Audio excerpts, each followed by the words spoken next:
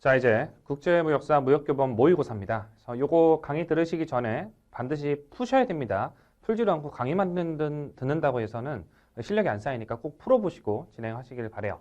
자, 들어갑니다.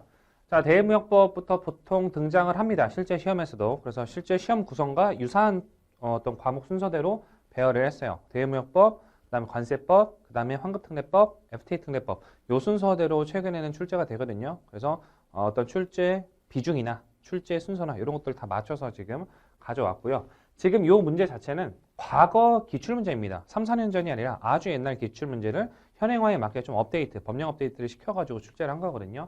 그래서 제가 강사의 어떤 주관적인 입장으로 만들어낸 문제라기보다는 과거 기출문제를 조금 모디파이 했다. 그냥 이제 출제를 한 것도 많고요. 그래서 기출문제 난이도다라고 생각하시면 되겠습니다. 어렵지도 않고 쉽지도 않고 다만 제가 그중에서 좀 어려운 걸로만 선별을 한 것도 몇 개 있어요. 그래서 실제 난이도보다는 아주 약간 높을 수는 있다라고 생각하시면 되겠습니다. 자, 들어갑니다. 1번. 자, 대무역법령에서 규정하고 있는 통상의 지능과 관련된 설명이다. 잘못된 것은 제가 앞으로 이제 별도로 말씀을 안 드려도 이렇게 잘못된 것은 옳은 것은 하면은 이 문장 끝에다가 두 줄로 밑줄을 치세요. 보통 시험에서 가장 억울한 건 뭐예요? 잘못된 것은 이라고 물어봤는데 옳은 것은 이라고 시험장에서 귀신이 쓰여가지고 헷갈릴 때가 있죠. 그래서 그때 오류를 방지하기 위해서 꼭 말미에다가 문제 말미에다가 밑줄을 두 번 치시고 시작을 해 주시길 바랍니다. 제가 별도로 앞으로 말씀 안 드릴 거예요. 자, 1번 산업통상자원부 장관은 자, 대무역법령에서는 항상 산통부 장관으로 시작을 보통 했었죠. 자, 산자부 장관은 무역과 통상을 진행하기 위해서 필요한 경우 통상진흥시책을 수립 그리고 발표할 수 있다. 1번이 틀렸습니다. 아니 어디가 틀렸습니까? 자, 시책을 할 수 있다. 수립할 수가 있다가 아니라 자, 해설 보시면 세워야 한답니다. 즉 다른 점 뭐였죠?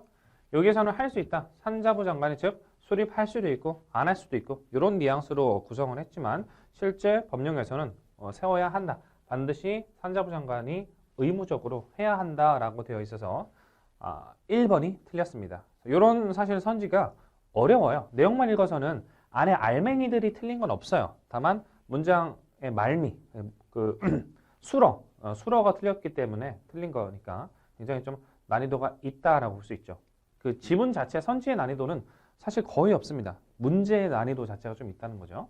자, 2번, 3번, 4번 선지 보시면 제가 이 문제를 풀면서 다 다루진 않을 거예요. 모든 선지를. 다만 다뤘을 때 조금 도움이 되는 선지를만 다룰 겁니다. 그래서 제가 안 다룬 선지가 있다면 여러분들이 직접 다루시길 부탁드립니다. 그래서 2번, 3번 선지 보시면 할 수 있다 돼 있죠. 그죠? 근데 1번 선지도 할 수 있다 이렇게 해서 마치 크게 문제가 없어 보이지만 1번 정답은 세워야 한다, 머스트다 라는 거. 그래서 이런 게 중요합니까? 라고 물어볼 수도 있어요. 이거 기출문제입니다. 과거 기출문제예요. 즉 강사가 이제 중요하다고 생각하는 게 아니라 과거 이런 유형이 계속 출제가 되었다라는 거고요. 사실 아무런 의미 없어요. 국제무역사를 통해서 무역에 대한 실력을 지능하는데 아무런 도움이 안 됩니다. 이런 문제는. 다만 이런 유형이 자주 출제가 돼요. 그래서 여러분들이 합격을 위해서라면 이런 문제도 문제가 왜 이렇게 더러워? 라고 생각하지 마시고 아직 자기 실력이 더러운 거야. 문제가 더러운 게 아니라 실력이 더러운 거예요. 그러니까 실력을 깨끗하게 하면 되지 이제. 갈고 닦으면서. 아시겠죠? 그러니까 문제 탓하지 말고, 그죠? 저렇게 쪼잔하게 내냐 그러지 말고 좀 받아들이시길 바랍니다. 유형 자체가 이래요. 자, 2번. 다음은 대무역법령에서 규정하고 있는 전문무역상사의 지정 및 지원과 관련된 설명이다. 잘못된 것은. 자, 전문무역상사라는 건 뭐였어요? 기본적으로 우리나라 제조업, 굉장히 강소기업들 아니면 중소기업 중에 아이템이 좋은 아이템들이 많죠. 근데 수출을 못하니까 내수만 하잖아요. 그래서 상사라는 개념이 들어와서 상사가 이런 국내에서 아주 강소기업들의 제조품, 공산품들을 사가지고 혹은 중개해가지고 밖에다 팔아주는 그런 역할을 하는 게 보통 상사라고 부르죠.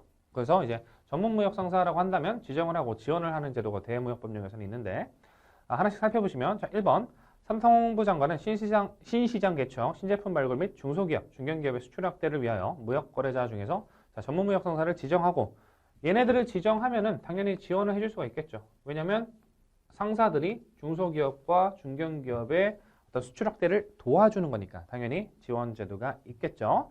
자, 2번 전문무역 상사로 지정받고자 하는 무역거래자는 지정 신청서, 사업자 등록증, 중소기업 수출 지원 기여에 관한 사업계획서 및 기타 서류를 구비하여 자, 지자체장에게 신청해야 된다. 이거는 여러분들이 깊게 여러 번 공부 안 했더라도 틀렸다고 보셔야 돼. 왜냐면 우리가 지자체장에게 하는 거를 배운 적이 없어요. 수업 시간에. 그죠? 그렇기 때문에 뭔가 어색하다라고 바로 느끼셨어야 되고 공부를 그렇게 많이 안 하셨더라도 정답은 2번입니다. 지자체장이 아니라 한국무역협회장에게 뭐를 신청한다?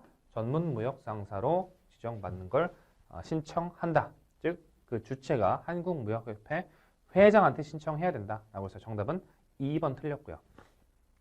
자, 3번 한번 보시면 이게 과거에는 이제 시험 문제였었는데 제가 봤을 때는 3번도 틀려요. 자, 전문무역상사로 지정받을 수 있는 자는 전년도 또는 최근 3년간 평균 수출 실적 100만 달러 이상 전체 수출 실적 대비 타 중소 중견기업 생산 제품의 수출 비중 30% 이상 등의 요건을 갖춰야 된다. 제가 이 문제를 왜 갖고 왔냐면 예전에는 이 30%가 맞았습니다. 근데 이제는 개정이 돼서 20%예요. 20%만 넘기면 돼요. 규정 자체가. 근데 여러분들이 실제 시험장에서 대응하는 어떤 마인드를 고취하기 위해서 가져왔는데 어떤 거냐면 여러분들이 2번 문제와 3번 문제가 있어. 여러분들은 내용을 다 알고 있다는 가정하에 2번도 틀렸고 3번도 이거 내가 20%로 배웠는데 20%만 넘어가면 된다고 내가 배웠는데 둘 중에 뭘까? 라고 생각하시면 공부를 열심히 하신 거고 거기서 우리가 어떤 판단을 내려야 되냐면 얘는 100% 틀린 거잖아. 맞죠? 지자체장이 아니라 한국무역협회장이잖아. 이건 어떤 그 협상의 여지가 없잖아요. 정답은 2번으로 가야 되는 거고 3번 같은 경우는 20% 규정 자체가 20% 이상이니까 혹시 선지에 30%라고 써있든 40%라고 써있든 나중에 복수 정답, 이의 제기를 제기할 수 있는 문제인 건 맞아요. 만약에 실제 시험에 또 이렇게 나온다고 한다면 그죠? 왜냐면 이게 30이 아니라 20이기 때문에 이 규정 자체는. 근데 여러분들 시험장에서는 얘는 여지가 있는 거고 얘는 100% 틀린 거죠. 그럼 100% 틀린 것 쪽으로 가줘야 돼요. 근데 이거를 당연히 그런 거 아닙니까? 당연히 100% 틀린 거로 가야 되지 않습니까? 근데 여러분들이 강사가 이걸 안 짚어주면은 실제 시험장에서 2번도 틀렸고 3번도 틀렸고 이거 경중을 구분 못 한다고. 100% 틀린 거로 결정하시고 나머지는 이의제기를 해야 되겠다라고 하고 이의제기는 나중에 강사가 제가 해드릴 거예요. 걱정하지 마시고 100% 틀린 걸로 선지를 찍으시라. 실제 시험 들어가면 이런 거 꽤 많습니다.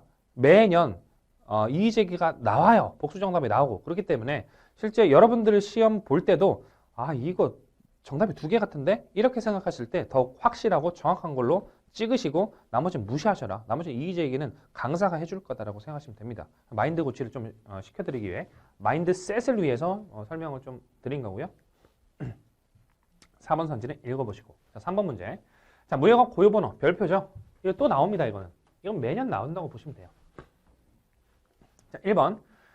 자, 상호 대표자, 주소, 전화번호 등의 변동사항이 발생한 경우에는 변동사항이 발생한 날로부터 20일 이내에 한국무역협회장에 알리거나 여기까지 정도만 보시면 되고 자, 무역업 고유번호라는 게 과거에는 필수였어요. 지금은 필수가 아니지만 과거에는 무역업 고유번호가 있는 사람만이 무역을 할 수 있었어요. 지금은 아닙니다. 근데 그걸 누가 해주느냐? 대부분 한국무역협회에서 모든 걸 관할을 합니다. 그래서 이 주체가 다른 주체로 바뀌거나 산자부 장관 또는 관세청장 등으로 바뀌면 전부 다 틀리다고 보시면 돼. 무역업 고유번호에 관해서는 실무적인 부분은. 그래서 1번 맞고요. 20일 정도만 체크.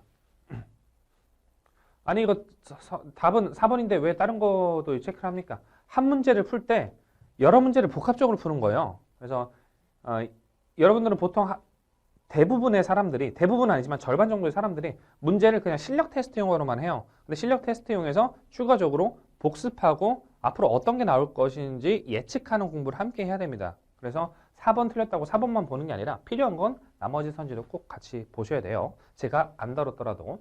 그죠? 1번은 20. 이 날짜를 또 고쳐서 출제할 수가 있겠죠. 나중에. 2번. 무역거래자는 수출입 신고 시 무역업 고유번호를 수출입자 상호명과 기재 보통 하고요. 3번. 무역업 고유번호를 부여받으려는 자는 별지 제1호 서식에 의하여 한국무역협회장에게 신청하여야 하며 한국무역협회장은 접수 즉시에 밑줄 쳐놓으시고 신청자에게 무역업 고유번호를 부여하여야 한다. 자, 이 접수 즉시에 다른 어떤 7일이나 3일 별도의 날짜가 기재가 되면 틀리는 겁니다. 그리고 당연히 다 무역업 고유번호의 실무적인 절차는 다 한국무역협회장이 한다는 거. 여기 다른 주체가 들어가면 틀려요. 4번. 합병 상속 등으로 지위의 변동 등이 발생할 수 있죠. 회사가 계속 이제 권리관계가 바뀔 수가 있으니까. 그럴 때는 기존의 무역업 고유번호를 유지하거나 수출입 실적 등을 승계받을 수 없다. 틀렸죠? 승계 가능하죠. 그래서 무역업 고유번호는 기본적으로 승계가 가능하다. 요 명제 외우라고 말씀드렸잖아요. 그죠? 중요합니다. 승계 받을 수 있다. 이 사실 자체가 계속 반복적으로 출제됩니다. 정답은 4번이 틀렸어요.